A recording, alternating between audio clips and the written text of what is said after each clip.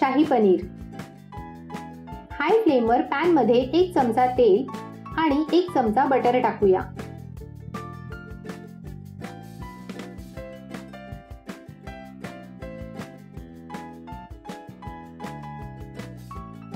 Butter गरम झालं आहे, त्यात पाव टीस्पून जिरं, 2 हिरवी वेलची, 1 तमालपत्र, 2 लवंगा आणि दालचिनीचे 2 छोटे तुकडे टाकून मिक्स करूया।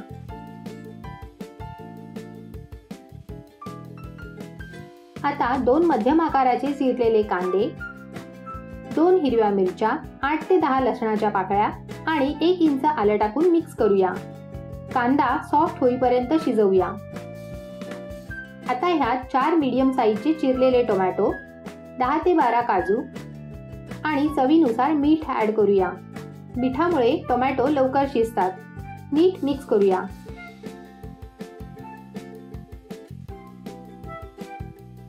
गॅसची फ्लेम लो करून झाकण लावून टोमॅटो सॉफ्ट होईपर्यंत शिजवून घेऊया। टोमॅटो सॉफ्ट झालेले आहेत।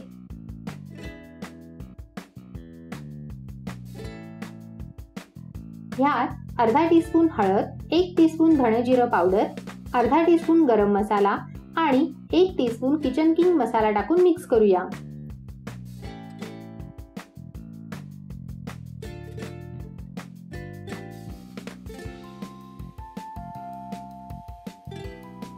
गॅसची फ्लेम बंद करून मसाला थंड करून घेऊया। मिक्सी जार मध्ये थंड झालेल्या मिश्रणात पाणी टाकून फाईन पेस्ट बनवून घेऊया। पेस्ट तयार आहे। बोलवर चाळण ठेवून त्यात वाटलेली पेस्ट टाकून गाळून घेऊया। पेस्ट गाळून रेडी आहे। पहा किती स्मूथ पेस्ट तयार झालेली आहे। हाय फ्लेमवर पॅन ठेवून त्यात 1 चमचा तेल आणि 1 चमचा बटर टाकूया। बटर गरम झालं की गॅसची फ्लेम लो करून ह्यात अर्धा टीस्पून साखर टाकूया। आता ह्यात 1 टीस्पून काश्मीरी लाल तिखट टाकूया। मिक्स करूया आणि लगेचच गाळून घेतलेली पेस्ट टाकून मिक्स करूया। साखर आणि लाल तिखट एकत्र टाकल्यामुळे मसाल्याचा छान रंग येतो। गॅसची फ्लेम मीडियम वर करून मसाल्याला तेल सुटेपर्यंत शिजवून घेऊया। चवीनुसार मीठ ऍड करूया।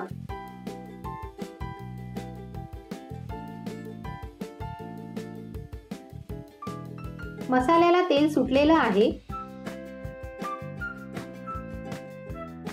ह्यात 200 ग्राम पनीरचे क्यूब आणि पाव कप फ्रेश क्रीम टाकूया। नीट मिक्स करून घेऊया। जर तुमच्याकडे फ्रेश क्रीम नसेल तर दुधाची साय फेटून ती टाका। पहा किती स्मूथ टेक्स्चर आहे।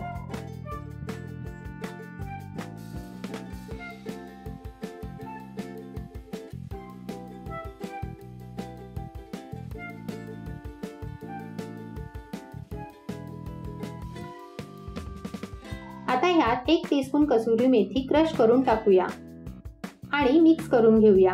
ग्रेव्हीला 2 ते 3 मिनिटं शिजवून घेऊया।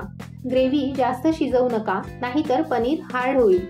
तुम्ही तुमच्या आवडीनुसार ग्रेव्हीची कन्सिस्टन्सी ठेवू शकता। जर तुम्हाला पातळ ग्रेव्ही हवी असेल तर गरम पाणी टाका, थंड पाणी टाकू नका, नाहीतर ग्रेव्हीची टेस्ट बिघडेल। शाही पनीर रेडी आहे। सर्व करूया।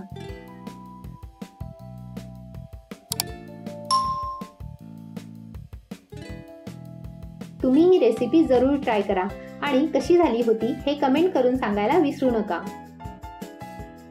पहा किती मस्त टेक्स्चर आहे।